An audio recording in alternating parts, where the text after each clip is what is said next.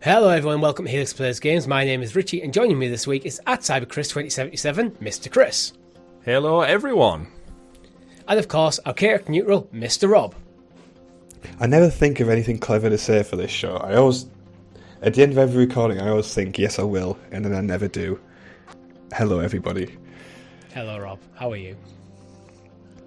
I'm a bit annoyed that I didn't think of anything exciting to say for the start, but aside from that I'm good.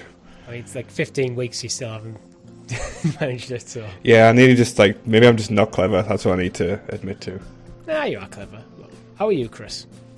I'm good. I'm excited. We're recording early this week because we are going out for some celebratory drinks. Yeah. So we're recording this early because we will be in no fit state to record on the Sunday. That is the assumption, yes. Yeah, I'm excited. Yeah. Go early to bed tonight and then up tomorrow to meet in the pub. Indeed. But you know what? We have a great show lined up for you this week, with topics such as Gears 6, is it round the corner? Is Halo getting rebooted? And is E3 finally dead? All that and much, much more on this week's XPass.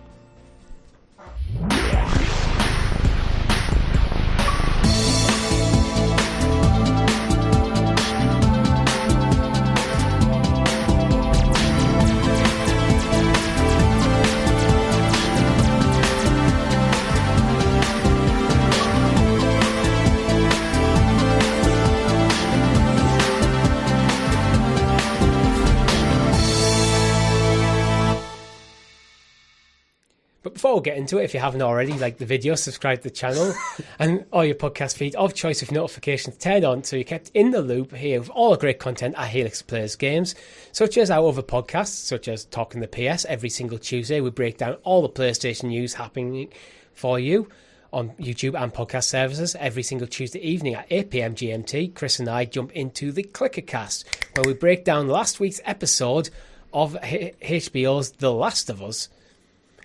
Amazing episode last week. Looking forward to watching it with a hangover this Monday. I was going to say, how long's your hangover going to last if it doesn't come out until the Monday? Hey, I've had some You're pretty staying up nasty till 2 ones. AM, aren't you? Hey, we're in our 30s now, lads. Yeah. It could last a week for all we know. Yeah, you have the actual hangover day, then you have the day when you go, ugh. Like, you're still not fully 100%. Talking about other shows, we have live streams for you every single Thursday, where last week Chris and I played Ghost of Tsushima Legends. We did. But before we get into it, gentlemen, what have you been playing? Anything interesting? Ghost of Tsushima Legends, of course. A little bit of Witcher 3 still. Although I'm actually getting further in my reading of the Witcher book, so I'm nearly at the end of the first book now. I don't know if I've been that busy with work this week. On a night out, I've kind of wanted to get away from a screen, because I've been on like a laptop and stuff all day long for the most part. So just to detach it a little bit, I've been reading. So I'm actually nearly finished the first book. I'm really enjoying it. Although I do feel like the book throws a lot of, much like the game, a lot of random characters at me, which I can't pronounce the names. My brain, therefore, does not retain the names. So several chapters in, it's basically just him 1, him 2, her 1, her 2. And I know at some point they'll become relevant to the main story. But they're just side characters. I know Geralt, I know Witcher, I know Ciri, and I know Dandelion. You're hoping your brain retains the information for when it comes relevant. Yeah, well, there's a few times I've kind of got my phone out and went that character in The Witcher and looked at their Netflix counterpart to go, okay, I can visualise in my head who they are in the book a bit better now, and I'm waiting for in the game I get to that point where I play it. But yeah, it's been a nice change, and I've dabbled a little bit in, of course, Age of Empires 2, which we'll talk about in the news, so little dabbles here and there. Rob? So, mostly God of War, which I will not utter because this is an Xbox kind of I mean, podcast. I've already just plugged Ghost of Tsushima Legends, but... Yes, but we can't be on too much of that thing. So, on the PC front, Xbox PC, whatever, I've been playing a very, very kind of 90s title called Fast Food Tycoon 2, otherwise known as Pizza Syndicate in European markets. That is the most new thing you've ever said.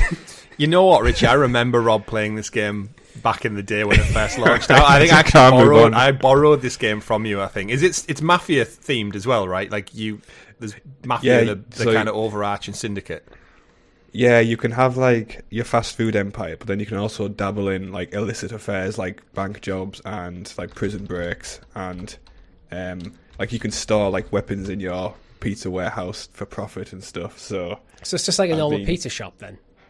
Basically, yeah, like probably less money laundering, to be honest, than most pizza shops. It's more legit than an actual pizza shop. Yeah, but it's got such a unique art style. Like you only find in like that early PC era of games, and this is going to be another one. A little bit. This is going to be another one like Warzone, where I spent a good 20 minutes looking for some actually like 16:9 footage that actually works well with the show, and then give up. Yeah, I don't think you will for this game. Yeah, I'm just watching the trailer for it now, and it's just taking me back. Is it in 4:3 or 16:9, Chris? The video is quite wide actually, but just looking at it, like Rob said there, the art style. Yeah, that takes me back. It's kind of reminds me of SimCity a little bit as well. Yeah. If there's no gameplay playing now, go Google it yourself. The crazy, I will say about that game, it had one of the best like kind of player avatar creators ever. So like, you had like about 10 different stats. So like charisma or like kind of business savvy or like finance or whatever. And as you kind of went up and down the sliders for each one, like it changed the person's appearance to like kind of reflect his skills and stuff like that. And the way it balanced it, like you could max out all of your stats and like and make like the perfect kind of character, but it took away your starting money, so you only started with like a couple of grand, and you had to like balance like how good you want the person to be with like how much money you start with. So there's like it's like one of the best creators ever. It's an interesting concept that actually, like, you can either be shit and have tons of money, and hopefully you'll hire good people and then just sit on your ass and do nothing and don't break anything. Yet the good people run it. Or you can like actually be good and work up probably slowest to start. Yeah, it's like a slow start, but in theory is better. But in theory, a higher ceiling. Yeah, the world map appears to be made of pizza. Of course, so are you saying it's not? Fast food tycoon in the US, man. No, I mean, yeah, like the map of Europe is like covered in toppings and sauce and cheese, and I appreciate the detail and how much they've committed to the theming. I want some pizza now.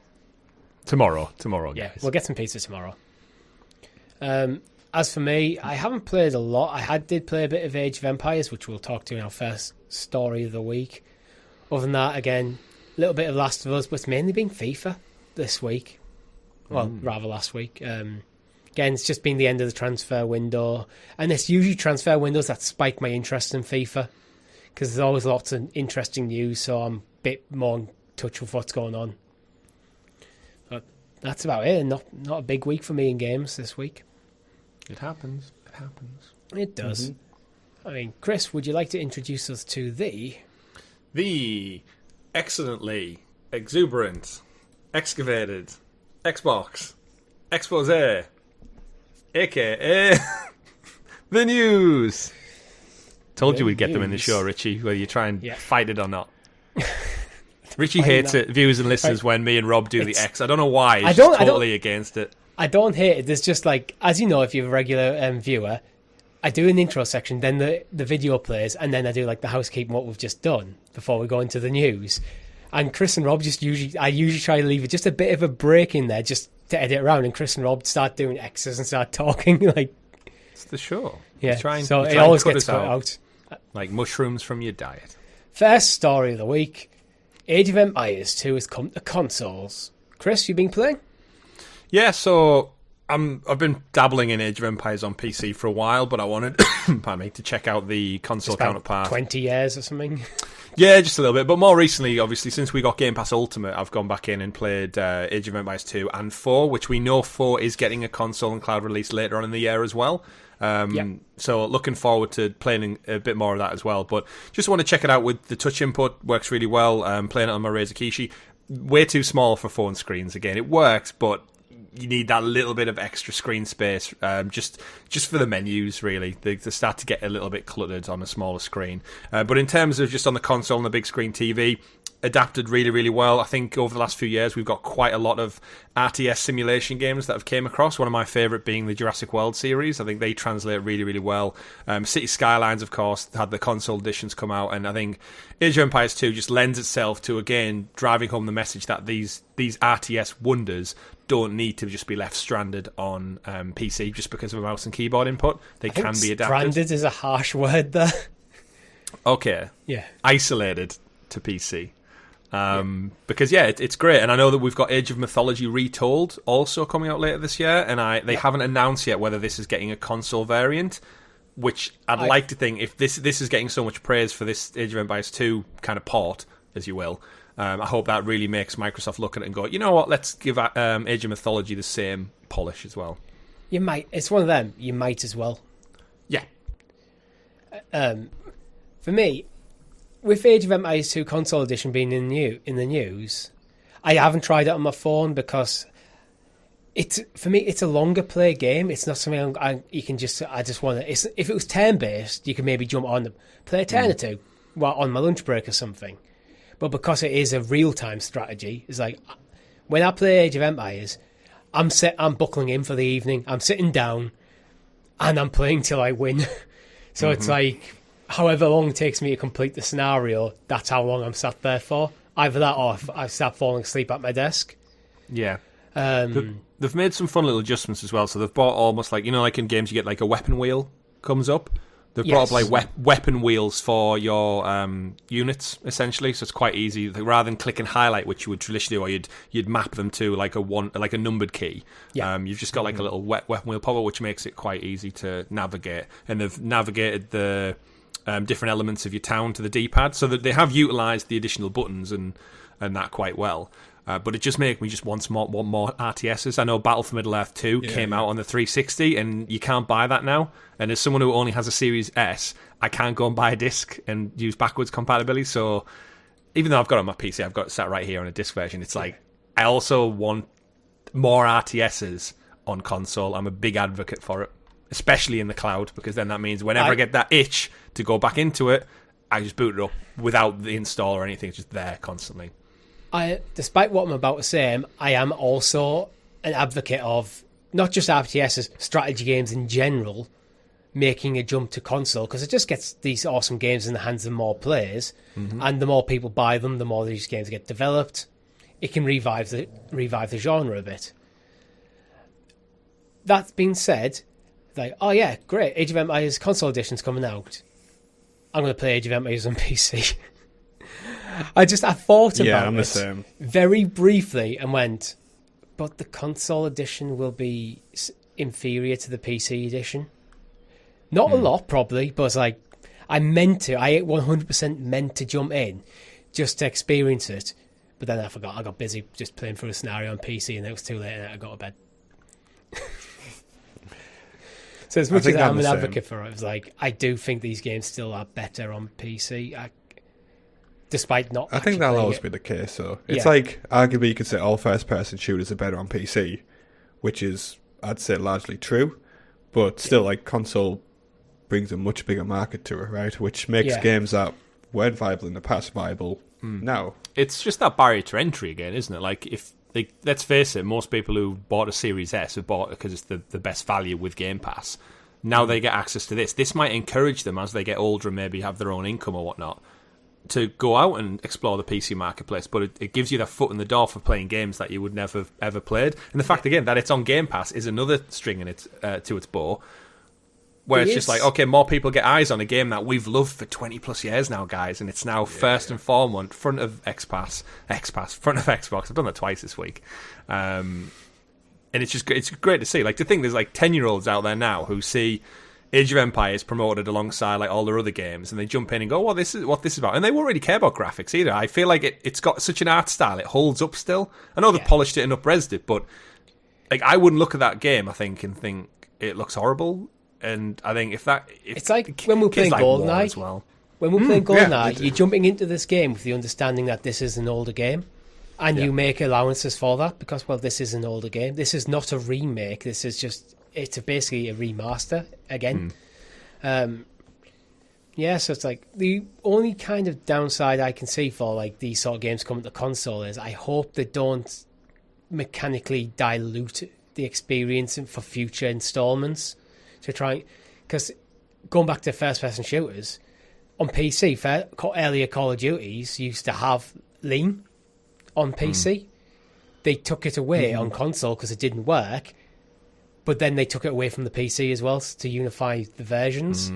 So I hope you don't. I mean, it's a relatively minor thing there, but there is always that potential where, okay, if you're building this from the ground up for both platforms, there could be cool features that get left on like the design floor because they don't translate well to console. Well, that's where hopefully cloud gaming will kind of alleviate that, because I think in the past, if this IP wasn't owned by Microsoft, we would have saw an Age of Empires mobile, and it would have been, like you said, a streamed back version of Age of Empires with touch inputs. We've seen it happen to Roller Coaster Tycoon. Like, there's many more Roller Coaster Tycoon Go, more Roller Coaster Tycoon Mobile, and they are just shit inferior versions. But I don't mind an alternate version. What I don't want is the main version getting dilute. So yeah, I'm saying like without that it would have lent it, but thankfully because of cloud, is if you want to play this on mobile, it's the original game just with touch input added to it, so they don't have to tweak it that much because of the nature of having the full game not restricted by your phone's hardware. See, that's fine, but imagine if, like, because they made a Roller Coaster Tycoon mobile version, they took out features from the main PC release. Well, they've not been great since the originals. I mean, the thing is, like, with RTS games, that's already happened. Like, the reason RTS games aren't like as strong as they were like in the golden age is because they split off into many different subcategories. A lot of those subcategories went to like kind of your mobile kind of touch and play type of game. So that fragment's already happened. So hopefully it doesn't kind of go through a second phase, because RTS can't take it. It's too weak at the moment anyway. Yeah, I'm sure it'll be fine, and you probably won't even notice if they do dilute it in future titles. Bring back Populous. I've never played Populous. You'd enjoy it. Fantastic, yeah. Anyway, shall we move on and talk a bit about Halo?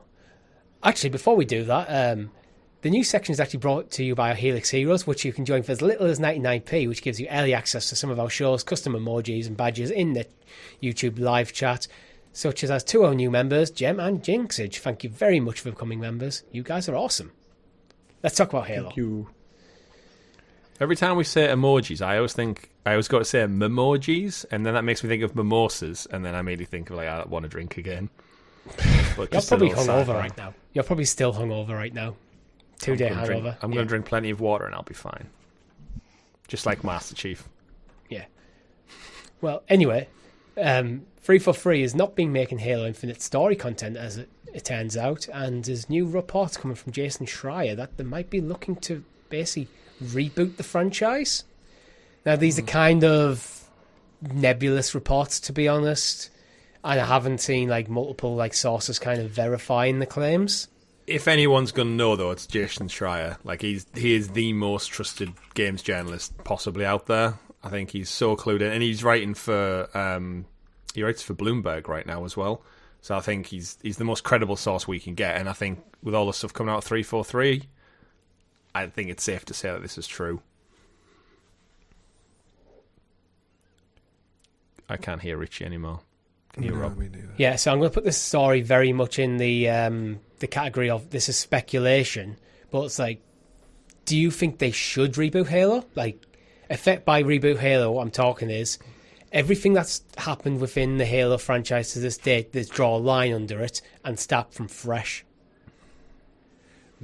The issue I think they have is one, like the bigger pieces of news to come out is like the fact that they're ditching their kind of engine and then hopping over to Unreal 5, which like probably is the right move from getting a decent game out in a decent time frame, because like there's a lot of legacy issues with like what's it called again, Slip something, I can't remember whatever it's called. Slipstream, I think.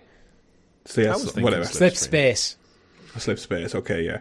So there's like a lot of legacy issues with that, and like that you just don't really have with Unreal 5 because it's so universally used.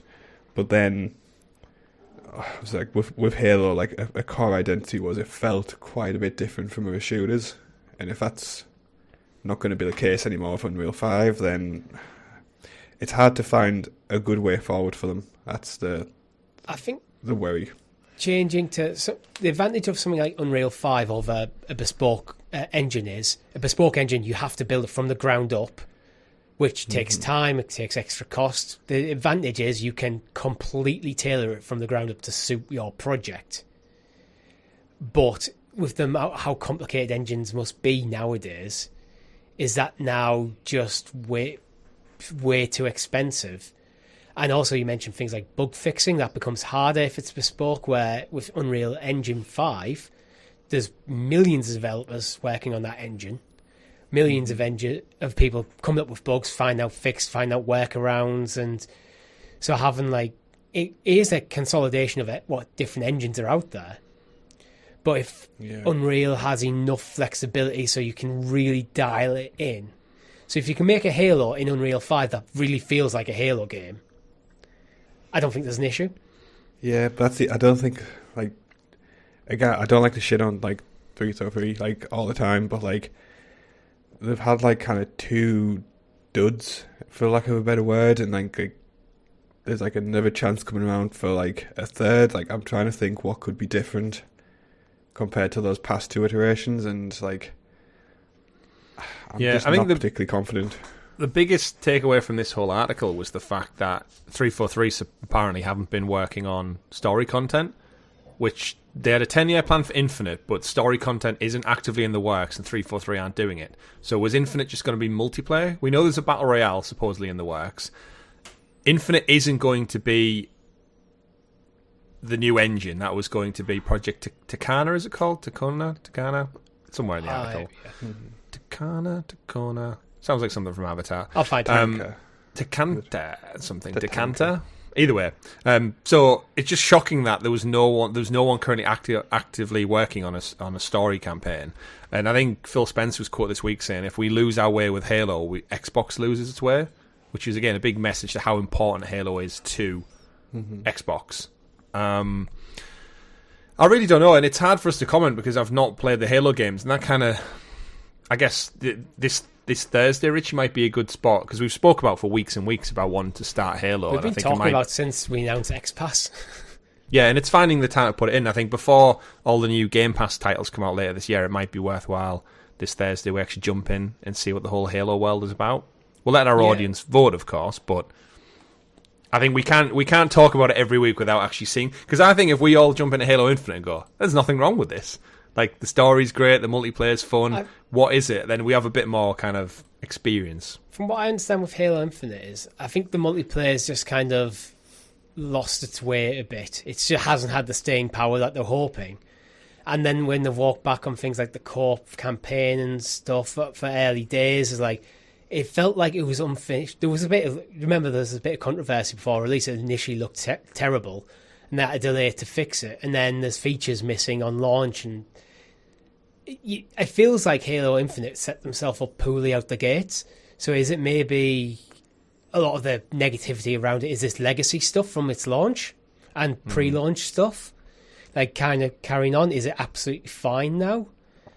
But going back to the kind of idea is, do you think they should just reboot the story side of it? I mean, for us, that's great. Yeah, a reboot God of War style and let me get in on the door on this brand new kind of beginning.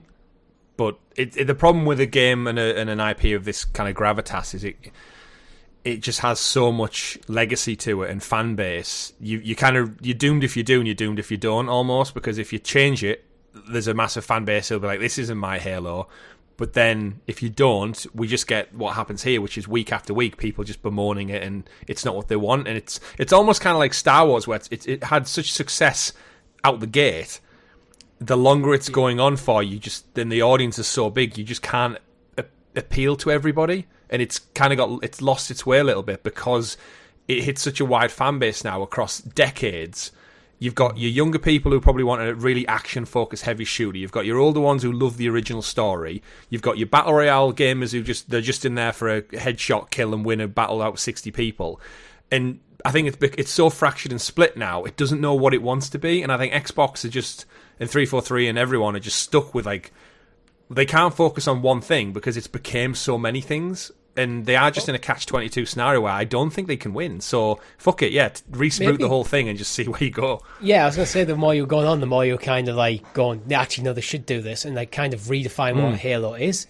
Again, I'm actually usually in favour of when these games have single-player stuff and multiplayer stuff, which I think back in the Xbox 360 era of gaming made sense. However, I'm not sure that makes sense anymore because, as you mentioned, gamers are split. Like, some people are only interested in online stuff and some people are only interested in single-player stuff. I think these stuff nowadays work better when you have a single-player campaign stuff. He's your story beats, and as a separate title, he's your multiplayer stuff. And the multiplayer stuff you can continue through multiple entries of the single-player stuff if you wish.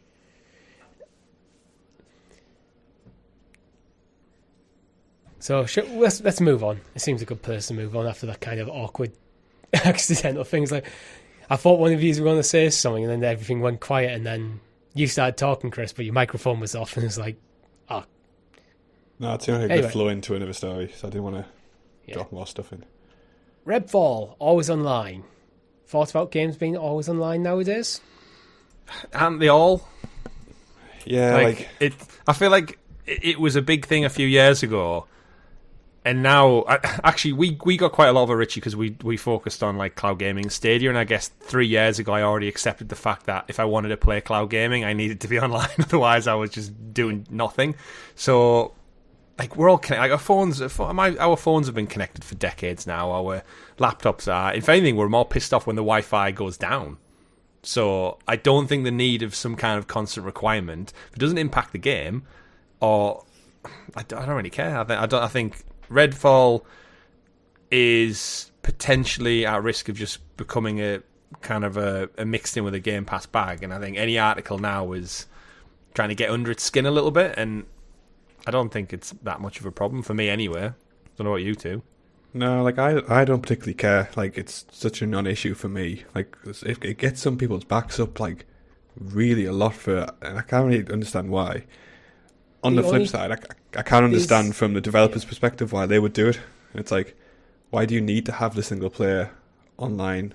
Like, what online component is actually impacting the single player element of the game? Yeah, so I can see it from both sides. It's probably just easier to code it. So rather than coding like differently and stuff, it's probably just easier to have, like, whether single player or multiplayer, it's running off all the same systems and whatever. Yeah, the only I guess. Like, viable thing I can think of why people would care too much about always online is, one, if you have weird data caps and stuff, if having a game online is eating away at data, that feels unnecessary. And two, if you're concerned about potential privacy and data collection, you probably should have gaming as a hobby if that's the that's the world you live in. But all I can imagine is it's just for some kind of like metrics to maybe send up game time or like some kind of stats, or like you said, Richie, just down to sheer coding. Because it can be played, they've explicitly said it can be played in single player or co-op as well. I just think the way the game's designed, it's encouraging people to play co-op. So maybe the core game was built around co-op and then they siphoned off an element for single player. But as you said, it was just easier for the dev team to hit the deadlines to get this game out on time after multiple delays already, to just go like, look, if we leave this in, it's kind of co-op but reduced down to one player, but it does need to be connected for the whole thing to work. I think that's all it is. I don't think it's a problem. Yeah, I don't either. And I think it's one of them, if you think it's a problem, then just don't play Redfall, unfortunately. Yeah, if that's going to get you back up so much, then you miss out, but yeah. I think it feels like a throwback argument to 10 years ago. Mm-hmm. But now, pretty much everyone's lives are constantly on the internet. Constantly. I think I've just got over this argument, really. It's like, I honestly, I would have been more surprised if the announcement was the other way around. Mm-hmm. That single player didn't require online only for what I perceive largely as a cooperative game. Agreed. Yeah. Anyway, let's talk about Wild Hearts. Wild Hearts, you're getting a 10-hour free trial on Xbox Game Pass Ultimate later this month. Yeah, Wild Hearts is a weird one because it kind of came out of nowhere.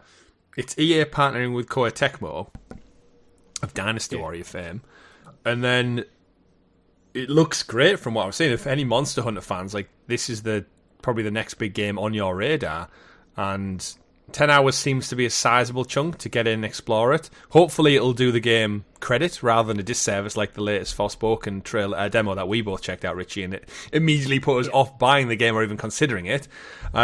This led to some rumours about it being on Game Pass, like fully on Game Pass on release.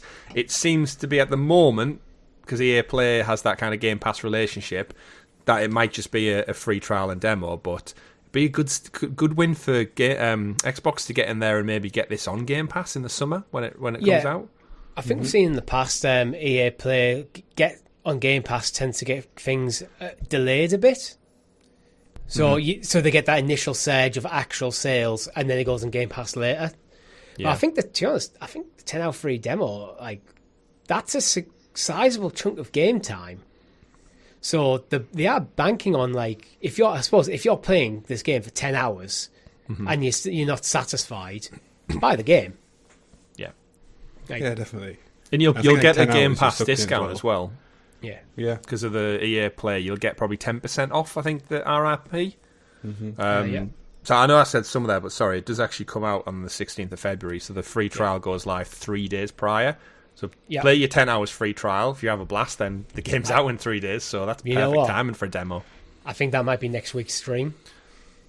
After Halo? Yeah, we'll do Halo this week. We'll do Wild Hearts next week, because the stream will be on the Thursday, which is the 16th when the game comes out. Awesome. Yeah, I like it. See, I just looked at the calendar. That works out quite nice. Wild Hearts. You know what also works out quite nice, potentially? Coalition apparently have canned 2 games to focus on Gears 6. When you started reading that, I was like, where are you going with this? When you went, the Coalition have canned 2 games. I was like, how is that a good thing? And then I kept reading. I was like, oh, that's why. That's a good thing. Yeah. I knew, I was like, what could work out well is Coalition cancelling games. Like, I need to spin this. Gears 6. I'm so happy about this. Like, I love the Gear series, and like, I went to like a little bit of a lull for a couple of years, but like 5 just brought it right back around. So yeah, give me more Gears. Doesn't even need to have like the original kind of crew in it. Just give me more of like that combat style. I loved it. I've never actually played Gears. It's one of them games I see on my Xbox Library now, or Game Pass. I should play that at some point. But I think I'm waiting for the right opportunity to like do a piece of content on it, whether it's a stream or something. Does it have multiplayer, like co-op or anything? Yeah, there's a hard mode in. I'm not sure on like the latest titles, but the hard mode in number 3 was very good. I think that's the one I played the most of. When it's just waves and waves and you're chainsawing through them and everything like that. Gears is probably the Xbox game that I've played the most of, and this kind of story got me a little bit. But yeah, I think a new one. Again, what would you expect from this, Rob? Do you expect like a soft reboot or a continuation of 5? Like, depending on who you talk to, like the story in 5, I won't like go into specifics, but there's a potential seed for like something big to flourish off from that.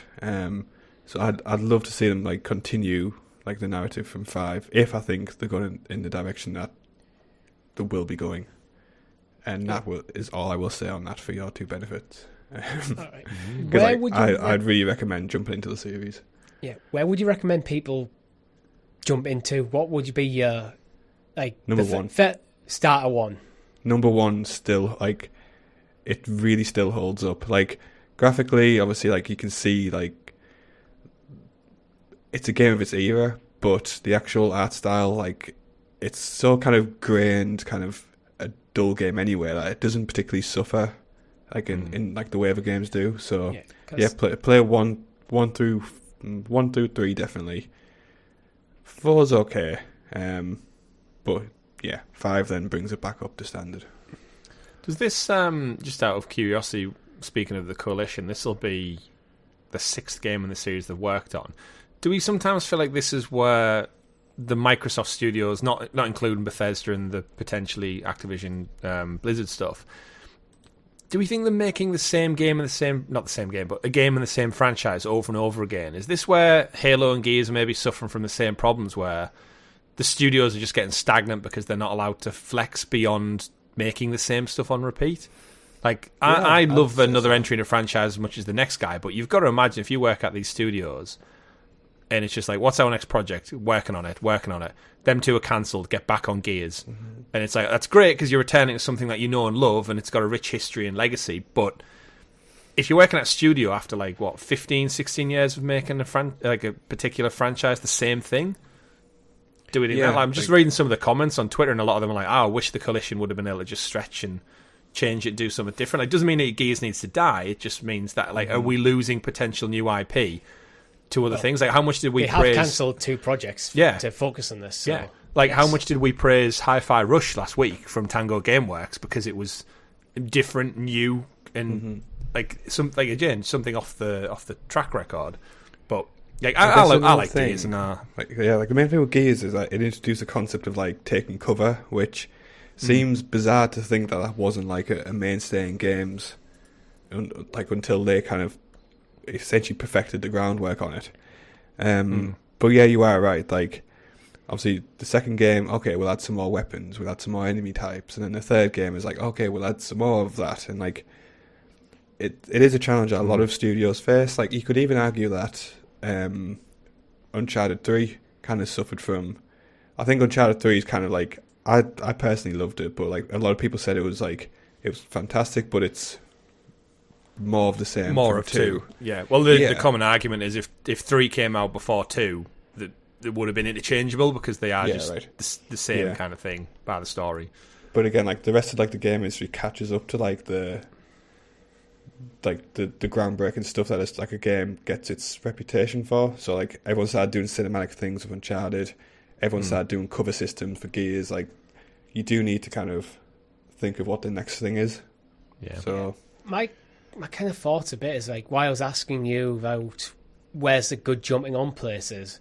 I do worry a bit when you go, okay, Gears 5 is on the platform. Do I need to play the other 4 first to understand what's going on in 5? But then do the other 4 games, because they spanned out across effectively multiple console generations, do they not hold up anymore? And you get that sort of... I think there is that bit of trepidation. So when it comes new IP, it always feels like there's a new jumping on point. Look at God of War. God of War did a very interesting thing where they didn't get rid of the history of the games. Everything that you played in the earlier games happens. But they created a new jumping on point. Yeah. I'm surprised we've not seen a Gears equivalent of the Master Chief Collection yet. It's been going almost as long, right? So I think if they've got a new mainline entry coming, then it would be nice to maybe is people who are just getting into Game Pass and new ecosystem and all the sales of the S and X. It'd be nice to see that to jump on with as well. But hopefully that wasn't one of the canned projects. But it seems to be happening all over the place nowadays. Canned projects. Mm-hmm. Yeah, the tech industry is doing that whole consolidation thing where they've over speculated. Now they need to cut down on staff, and this is probably knock on effect from what we talked about a few weeks with Microsoft cutting down the numbers of developers and things. So if we have to lose people, what do? We'll focus on the core project, which is Gears, and unfortunately these other projects get canned. Maybe they might just get put on hiatus. Maybe someone will pick them up later or something. You never know with this sort of stuff. Yeah. I doubt someone's going to go and go, okay, this guy's been working on this for 6 months. Delete everything. Yeah. I mean, someone has been attempting to do that this week, Richie. Have they? They have. What? Anyway, should we talk about Titanfall? Yes. Another canned project? Another canned project. EA had a Titanfall project reportedly in the works and they've cancelled it. Shit. So, a lot of that going around recently. I don't really know much to say about this. I've never played a Titanfall. The only Titanfall game I've played is Apex Legends. Yeah, it's one of those things with Titanfall. Like, I was hyped as anything for the first one, and then it was exclusive to Xbox, and I didn't have one at the time, so it's like, shit. Like, EA, what are you doing? Like, signing up for an exclusive deal. And then the second one came out, and I didn't have an Xbox, but it did come to PlayStation. But that element of me which was thinking, like, I didn't get to play the first one, so why would I jump on at the second one? I was kind of put off by that sequelized, like we just said about Gears, like missing the story or the build-up to what it was. And Titanfall 2 has been one of those games, it's so well revered, the campaign. It's like one of the best shooter campaigns of all time. To a point where I've installed it on my PS5, had it sat there at the dashboard ready to go, and then I've had a busy weekend or something was on the horizon within like a week's period, and you think, I don't want to jump in if I can't give it the dedicated time it deserves. And it got deleted and moved back, and it's perpetually there. And I feel like with Respawn moving on to doing Jedi, Fallen Order, then Survivor, and Apex Legends, they've been pulled in so many different directions. It's just kind of one of those things I don't think we're ever going to see for years and years and years now, unfortunately. But the world will live on through Apex. So whatever this game was, which was going to be a Titanfall inspired game, single player within the world of Apex Legends, that could have been cool, and it could have garnered an audience because of the success of Apex Legends. But what are you going to do? Things get canned, apparently. Is it one of them things? Was Titanfall like very critically acclaimed but didn't sell well enough?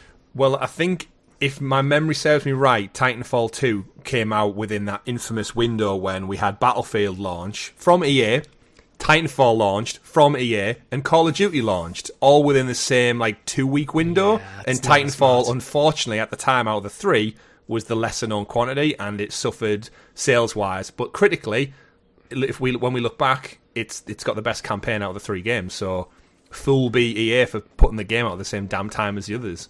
Well, I think the other two focus more on multiplayer, and so they've looked at the multiplayer. Well, this is successful, and then they made Apex Legends. Mm-hmm. Which is frustrating because very successful. Plus, the concept of Titanfall is cool as shit. Like you drop in a giant mech suit for your character to get into, and then continue the same level in a giant mech suit. That's like something you tell to anyone. It's a cool concept, and Titanfall makes it work. So yeah, I need to get around and check it out at some point in my life between a newborn child and work and other games. And it basically means I'm never going to get to it, but I'd like to. Yeah. It'll stay on your PlayStation 5 for years. Then you get your PlayStation 6 and you get installed on there. You know what? When they say that these projects getting cancelled, at least it means I've got more time to check out Titanfall 2. Yeah, because there's no follow-up coming, so I've got time for now. But it's usually the follow-up coming is what gives you the motivation to do it. It's like, Titanfall 3 looks amazing. I should play the others first. That's true. But yeah, Titanfall 3, we never knew you. Shall we talk about E3? No one else is. What is it to talk about? Yeah. Well, Xbox, Nintendo, and Sony are not going to be there. It doesn't sound like many people will be. It's already died once, right? And then it was brought back. And then, let's just face it, it's not going to be ever what it once was. Just the way the industry is, the way everyone's pivoted to digital. I'm happy that just over the E3 season, or what used to be the E3 season, PlayStation will have a showcase, no doubt. There will be a Nintendo Switch thing going on at some point, like a Nintendo Direct. And Xbox are actually at the Microsoft Theatre during the same week. They're just not affiliated with E3. So it's kind of like, it lives on in spirit, but just through individual events rather than one concentrated journalist event. Well, I think last year they opened it up to the public, but it was like, he's like a couple thousand tickets. No one was told what to do. There wasn't really any fan experiences. Like, it wasn't like a Comic-Con. It was very much a journalist press event that was open to the public. And I think because of what Jeff Keighley's done with his Summer Game Fest and now the Game... Remember the Game Awards had 11 million viewers for this year's. It was so much higher than the previous years. And I think what Jeff Keighley's done in digitalising the format has just made E3 even more and more relevant. Irrelevant, not relevant. I think with what Nintendo did with the Nintendo Directs, and now everyone's copying suit, the founders, we can just take the narrative entirely ourselves. We can do a lot, whether it's live or put a video out, and millions of people will watch it, and then we're also not competing for attention with other platforms at this time. We can do other events where press can get their hands on stuff. We can just invite press to come round and play if we want to. I wonder if it is this kind of thing where all the major players are now doing their own events. It's like, why do we need E3 from their point of view? Yeah, I think it's just like a lot of nostalgia as well, which is like they're trying to somehow preserve. Like, it was great for what it was at the time, and like when it reached its peaks, it was really something to behold. But it's had its day, and that's fine. The pandemic, I think, might have just been the thing that's killed it off, because they're forced to adapt because of that. And Jeff Keighley brought out Summer Games Fest, which kind of basically took the main focus of E3. Yeah. The advantage from like a consumer point of view is it was condensed to a week. Where Summer Game Fest is quite ambiguous how long it can be. That was the hype. It was a celebration where you had like Sony went Friday, Microsoft went Saturday, Nintendo went Sunday, and as a game enthusiast all around, it just meant you got hammered with so many trailers, release dates, spoilers, gameplay, look-ins, like coverage on the industry. It was just nice to have it focused on that extended weekend of just hype and excitement. It's kind of like when Kevin Feige comes out with Marvel now and announces like 15 projects. It's ridiculous for any business to plot out their models so far in advance. Yeah. But they do it, and they get hype, and they build up. And yes, plans change and things do, but the audience gets such a swell of just hype and buy into it. I mean, it's worked for them so far, right? They announced what? Avengers movies like 10 years out nearly, and it builds up towards them, and people absolutely love it. Take note, Google. Roadmap. Yeah. But less is said about that, the better, and unfortunately, it does look like E3 is going to die a long, dragged-out death, unfortunately. Do you think they could retool it to be something else? Because I think there is a downside for E3 going, because I imagine there's a lot of, like, especially with smaller developers, when all the developers are effectively in a room together, I imagine there's a lot of conversations happen behind the scenes, a lot of conversation happens at the bars after the trade show, and that networking side of it can go away when everything's just digital online through screens. Yeah. You're not having your people mixing with the other people, even if, like, as a consumer on the floor, you wouldn't see these conversations happening. Yeah, the only saving grace possibly is ReedPop have took over the production of the actual event this year, and ReedPop are the ones who do Comic-Con, Star Wars Celebration, so which are like fan-focused events. So if the big players aren't going to be there, you got to wonder what's the point in going. If Sony, Microsoft, and Nintendo aren't there, then what does this event become? And I think if they retool it into maybe a smaller, there's like there's like unique merchandise for games, there's gameplay on show. Maybe they can convince publishers to maybe showcase demos in booths, or make maybe like a competitive element where they run a few tournaments for fighting games, racing games, sports games, and such. Like, it could become its own thing, like a PAX West or PAX East or something, but it's never going to reach the heights it was without the backing of, like, let's face it, the companies that make the games industry. It doesn't. It might not need to. Like, Sony, Nintendo, and Xbox not being there also opens gaps for smaller publishers to kind of showcase the stuff without just getting drowned out in the noise a bit more. But does that pay the bills? That's the problem E3 have. Yeah. Like, is it worth their while? Is it whatever the parent company of the E3 brand is? What do they do all year round? Nothing. So how do you keep staff on all year round? Like, they got their money from those big three going, there's $500,000 for the set, the production, like the building, the rent, the staff for the event. And like, I know event, like we know a few people who work in the events business. It's like, it's tough. Just like, getting any, like, because you need people on your books all year round. Like, you can only have so many volunteers or part-time staff to come in on what essentially is a long weekend. That doesn't pay the bills all year round. And I think E3 will just, if this doesn't win it, I think they'll just like collapse in on themselves, basically, unfortunately. Yeah. But as gamers, though, it doesn't mean we don't get the content. It just means we get it spread out across the year in smaller bite-sized chunks. So it's a win-win as well. We've never been in a position to go to E3 either. No. Anyway, homework for the listeners. Let us know in the comments below what you would like E3 to become. E4. Yeah, that's the solution. We'll add another number. E3 plus 1. Yeah. Call it E Infinite or something. Yeah. Oh, don't do that. So, Amazon buys Tomb Raider for twice the price Embracer bought Square Enix for.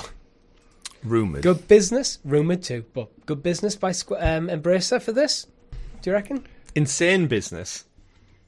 So, like, whoever's counting the beans over at Square Enix, their own dumbass fault for selling it for so cheap, with the studios and the developers and the IP.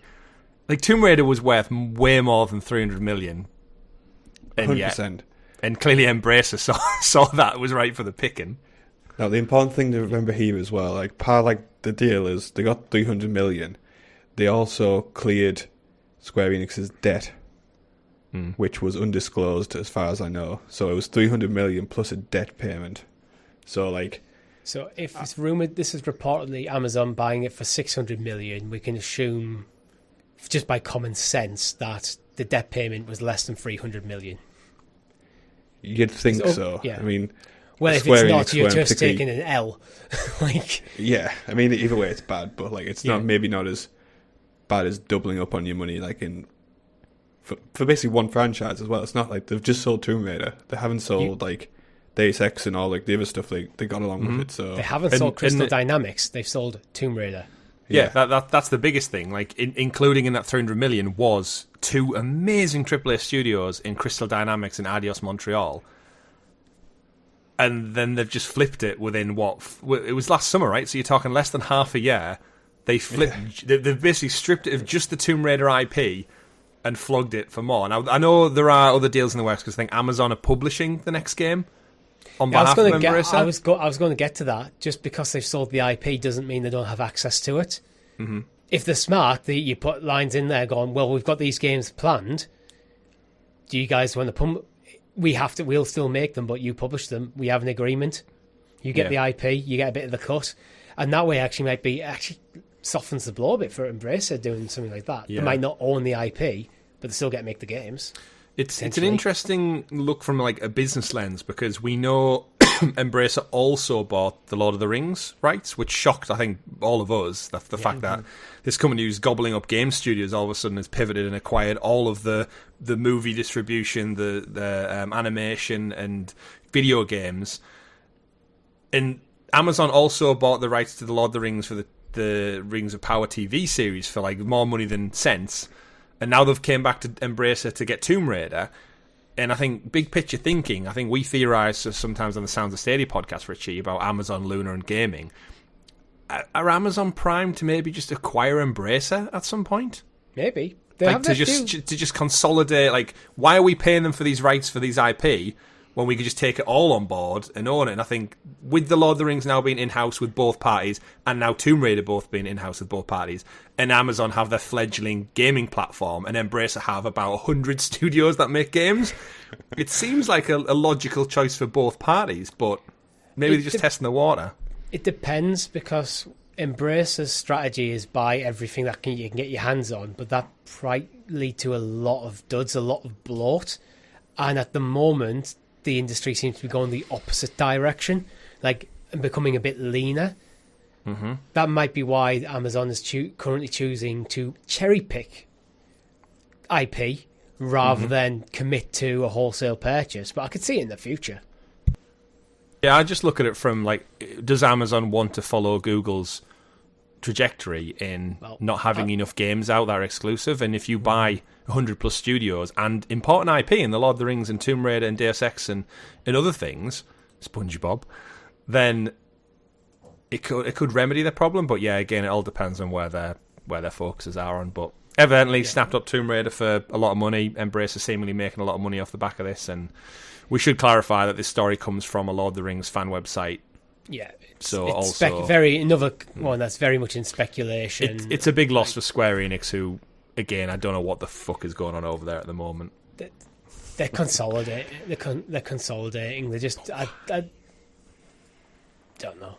They're refocusing. But anyway, let's move on. Back for Blood will not be getting. Will not be back. Yeah, there's no more content inbound for Back for Blood.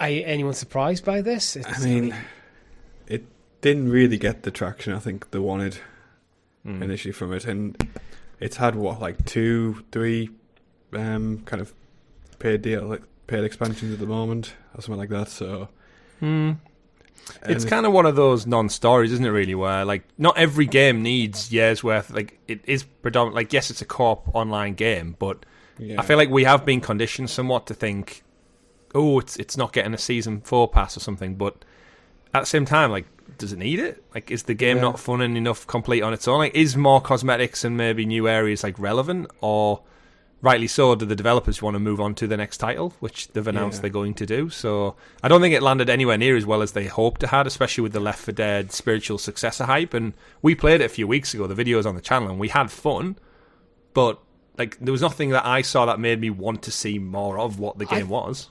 I think these sort of games, that's exactly what they are for me. Like, they are very fun games, but I don't necessarily think they have the same sort of staying power as some of the other multiplayer genres have at the moment. So I think this sold well initially just purely on nostalgia for Left 4 Dead, but then people probably remembered, as much as they love Left 4 Dead, once they finished like all the campaigns, they moved on from it. There's probably a reason why Valve hasn't made another one. I'm more interested to see what comes next from the studio. And there's absolutely nothing wrong, in my opinion, with a game just running its natural course. It's like, we had a good run, it's time to move on to the next thing. Yeah, I think it's unfortunate with Turtle Rock, but I think after Left 4 Dead obviously did wonders for them, Evolve didn't do that well at all for them at all. If anything, it hampered them a little bit. And then now Back 4 Blood, like it's a passable, acceptable, fun game, but I feel like they're always knocking the door of wanting to step up to that next level, and they've not done it yet. And I'm not surprised that they've wanted to kind of cut their losses on this one. If there ever was a long-term plan, and just start focusing on what's next, because I feel like the best thing they need to do now is pivot maybe away from these type of games, because after Left 4 Dead and Back 4 Blood and then Evolve, they're almost getting, in my opinion anyway, they're getting bracketed into too similar. Like, all the games seem very similar, and I think I'd love them to try pivot and do something completely different now. Yeah. I mean, another game that is unfortunately going to be no longer is Knockout City. So it's a free-to-play, team-based dodgeball game. Got a lot of hype on release, and then I forgot it existed. I think most people did. We've had a slew of cancellations this week, haven't we? Announced, was it Rumbleverse has also gone from Epic Games? Yeah. And I just think it's, again, just cost-saving measures. If these games aren't doing well enough, then no surprise. Yeah, I feel sorry a bit for the people who still play these sort of games regularly, but there has to be that critical mass of people. It's what happened to Stadia. Not enough people were playing it to keep the servers on. Yeah. I mean, that's a bit more extreme than a single game, but it's the same idea, though. It is. It's almost like Festa market fatigue, though, isn't it? Because Fortnite was so big, and because Apex Legends was so big, and we've got Rocket League and Fall Guys. And if you don't get that initial like swell of millions of people, which brings in the cash, like all of those games that I just listed have brought in so much money that they've almost become bigger than what the initial idea was. They're able to live on and support and add more, and by proxy of having that money, they can grow and evolve at such a rapid pace. The game's always fresh. If you're Knockout City and you launch and it gets great amounts of kind of love and adoration, but it doesn't have the player fan base, it doesn't bring in the money, which means it takes a smaller dev team longer to turn around new assets, new seasons, and keeping up with market trends, and then you can't do that, it ends up just falling out of favour. And I think we're seeing a trend now where everyone who's trying to get on that hype wagon, it misses it. Not a bad game, but it misses it. It loses legs, and once you've kind of lost behind the rest of the pack, you're out of it. You get hunted down, don't you? Yeah. There's some good stuff on this, though. They're going to bring in private servers. So this is kind of, they are going to shut down the servers, but by having private servers, you'll be able to still play. You can just host your own server, which I think is a fantastic move, to be honest.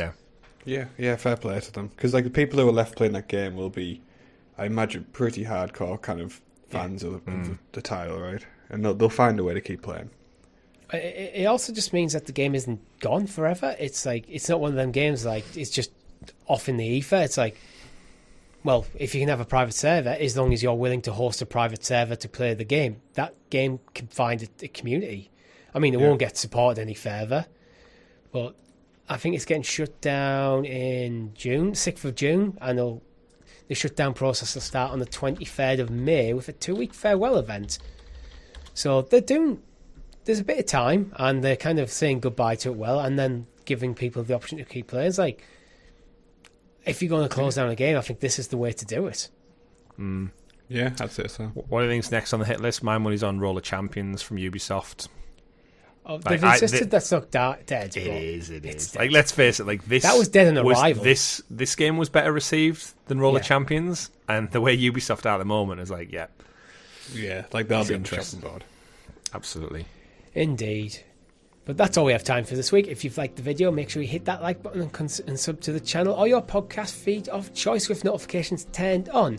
If you want to join the conversation even further, we have a Discord server. Link is in the description below. Thank you very much for watching. My name's been Richie. I've been Chris. And I've been Rob. Game on.